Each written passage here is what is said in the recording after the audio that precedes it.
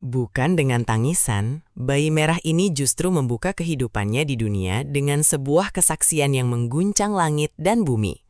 Sebuah kalimat yang meruntuhkan fitnah keji satu kota, sekaligus mengubah sejarah keimanan umat manusia selamanya. Bayangkan, sebuah momen di mana hukum alam terhenti sejenak, ketika seorang bayi yang baru saja dilahirkan ke dunia, tiba-tiba berbicara dengan fasih dan penuh hikmah. Inilah kisah luar biasa dari Nabi Isa alaihi salam, seorang Rasul Agung yang kata pertamanya bukanlah panggilan untuk ibunya, melainkan proklamasi tentang siapa dirinya dan siapa penciptanya. Sebuah pesan langit dari lisan seorang bayi yang murni. Kisah ini berawal dari sebuah ujian maha berat yang ditimpakan kepada seorang wanita suci, Maryam binti Imran. Beliau adalah simbol kesucian, seorang ahli ibadah yang menghabiskan seluruh waktunya di mihrab Baitul Maqdis. Namun, takdir ilahi membawanya pada sebuah kehamilan ajaib tanpa campur tangan seorang laki-laki. Menghadapi potensi fitnah yang luar biasa besar dari kaumnya, Maryam memilih untuk mengasingkan diri jauh dari keramaian manusia. Ia berjalan menyusuri gurun yang tandus, memikul beban psikologis yang sangat berat, sendirian tanpa pembela, hanya bertawakal sepenuhnya kepada perlindungan Allah di tengah terik matahari yang menyengat. Di puncak rasa sakit menjelang persalinan, Maryam bersandar pada sebatang pohon kurma tua yang telah mengering. Dalam keputusasaan manusiawinya, ia bahkan sempat berharap lebih baik mati sebelum peristiwa itu terjadi, agar tidak menjadi bahan gunjingan masyarakat yang kejam. Namun, kasih sayang Allah turun di saat yang paling kritis. Sebuah suara gaib menenangkannya, dan pohon kurma yang kering itu tiba-tiba menggugurkan buah-buah kurma yang segar untuknya. Di tempat yang sunyi dan terpencil itulah, lahir seorang bayi laki-laki yang kelak akan menjadi salah satu rasul besar, pembawa cahaya kebenaran bagi Bani Israel yang sedang dilanda krisis spiritual. Setelah masa pemulihan yang diiringi mujizat ilahi, tiba saatnya bagi Maryam untuk kembali pulang.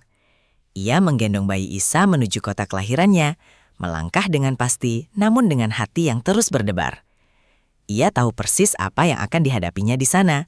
Masyarakat yang sangat kaku terhadap hukum sosial pasti tidak akan menerima begitu saja kehadiran seorang bayi dari rahim wanita yang belum bersuami. Maryam telah diperintahkan oleh Allah untuk berpuasa bicara, tidak mengucapkan sepatah kata pun kepada siapapun, dan membiarkan mujizat Allah yang akan menjawab semua tuduhan keji yang pasti mengarah kepadanya. Benar saja dugaan itu. Kedatangan Maryam langsung memicu kegemparan luar biasa di tengah kota. Orang-orang berkerumun dengan cepat, menatap dengan mata terbelalak dan wajah penuh kecurigaan. Tokoh-tokoh masyarakat dan para pemuka agama Bani Israel maju ke depan barisan, melontarkan kata-kata tajam yang menyayat hati keibuan Maryam. Mereka secara terang-terangan menuduh Maryam telah melakukan perbuatan yang sangat hina, mengungkit dan mencoreng nama baik keluarganya yang selama ini dikenal sebagai keluarga suci dan terhormat di Baitul Maqdis. Situasi menjadi sangat tegang, seolah seluruh dunia runtuh menimpa wanita suci yang tidak bersalah itu. Di tengah badai caci maki dan tatapan menghakimi dari seluruh penduduk kota, Maryam tetap memegang teguh perintah Tuhannya dengan luar biasa sabar. Ia sama sekali tidak membalas satu pun perkataan menyakitkan mereka, tidak menangis memohon belas kasihan, dan tidak pula mencoba menjelaskan peristiwa ajaib yang dialaminya. Dengan ketenangan yang hanya bisa bersumber dari keimanan yang absolut, Maryam mengangkat tangannya yang gemetar, lalu dengan lembut menunjuk ke arah bayi mungil yang sedang tertidur dalam gendongannya. Ia menyerahkan pembelaan dirinya sepenuhnya kepada Allah, membiarkan skenario langit mengambil alih situasi yang mustahil ini. Melihat isyarat tangan Maryam, kemarahan penduduk kota justru berubah menjadi kebingungan yang bercampur dengan rasa tersinggung yang memuncak. Mereka menganggap Maryam sedang mempermainkan akal sehat dan harga diri mereka. Bagaimana mungkin mereka, para tetua dan pemuka agama yang berilmu tinggi, disuruh meminta penjelasan hukum dari seorang bayi merah yang masih menyusu dan dibungkus dalam buayan kain? Logika manusia mereka menolak keras kemungkinan itu, karena belum pernah terjadi dalam sejarah peradaban manusia, ada seorang bayi yang baru lahir bisa memberikan kesaksian hukum untuk membebaskan seseorang dari hukuman. Namun, saat kemarahan mereka hampir meledak, hukum sebab akibat duniawi ditangguhkan seketika oleh Sang Maha Pencipta. Keheningan tiba-tiba menyelimuti tempat itu secara gaib. Bayi mungil dalam gendongan Maryam membuka matanya yang bercahaya, menatap wajah-wajah penuh amarah itu dengan tatapan yang sangat jernih dan berwibawa. Mulut mungilnya terbuka perlahan, dan dari bibirnya mengalir suara yang bukan tangisan bayi, melainkan kata-kata artikulatif seorang manusia dewasa yang penuh dengan kebijaksanaan ilahiyah. Suara itu menggema jelas di lorong-lorong batu kota, mengunci rapat setiap lisan yang sebelumnya mencela dan menghina. Kalimat pertama yang meluncur dari lisan suci bayi Isa terekam abadi dalam Al-Quran Surah Maryam. Qala inni Abdullah. Aku sesungguhnya adalah hamba Allah. Mengapa kalimat agung ini yang pertama kali diucapkan? Mengapa bukan membela kehormatan ibunya terlebih dahulu dari tuduhan zina? Disinilah letak kedalaman pesan langit yang sesungguhnya. Sebelum membersihkan nama ibunya di hadapan manusia, Nabi Isa diperintahkan untuk membersihkan akidah umat manusia di hadapan Tuhan. Pernyataan hamba Allah adalah fondasi tauhid yang paling kokoh, sebuah benteng teologis yang sangat kuat. Analisis sejarah dan teologis menunjukkan bahwa masyarakat pada zaman itu hidup dalam pusaran spiritual yang sangat rentan menyimpang. Di satu sisi, ada kelompok yang terus merendahkan Maryam, namun di sisi lain, potensi pengkultusan berlebihan terhadap mujizat kelahiran ini sangatlah besar di kemudian hari. Dengan mendefinisikan dirinya pertama kali sebagai hamba Allah, Nabi Isa meletakkan posisi hierarkisnya yang paling hakiki dan tepat di alam semesta. Beliau menegaskan bahwa sehebat apapun mujizat yang dibawanya, beliau tetaplah seorang makhluk yang tunduk, patuh, dan selalu membutuhkan Sang Khalik. Pesan tajam dari lisan bayi ini pada hakikatnya adalah tamparan keras bagi keangkuhan spiritual umat manusia. Kata hamba mengajarkan kerendahan hati yang absolut di hadapan kesombongan dunia. Jika seorang rasul agung yang lahir melalui mujizat luar biasa saja dengan bangga menyebut dirinya sebagai seorang hamba, maka tidak ada sedikit pun ruang bagi manusia biasa untuk menyombongkan diri di muka bumi. Pernyataan ini membersihkan atmosfer dari debu-debu kesesatan, memastikan bahwa cahaya tauhid tetap murni tak ternoda. Allah menunjukkan bahwa mujizat penciptaan Isa bukanlah alasan untuk menaikkan derajatnya melampaui batas kemanusiaan.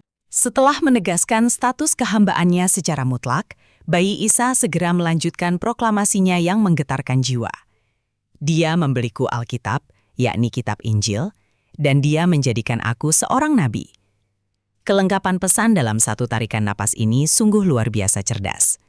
Ia tidak hanya membela kesucian ibunya secara tersirat, karena bayi yang membawa kitab suci dan diangkat menjadi nabi mustahil lahir dari perbuatan nista, tetapi ia juga langsung mengumumkan misi hidupnya ke dunia. Beliau datang murni sebagai pembawa risalah, mengkonfirmasi takdir kenabiannya yang telah ditetapkan abadi di Lauhul Mahfudz. Narasi kesaksian suci itu berlanjut dengan komitmen amal soleh seumur hidup. Dan dia menjadikan aku seorang yang diberkati di mana saja aku berada. Dan dia memerintahkan kepadaku mendirikan sholat dan menunaikan zakat selama aku hidup.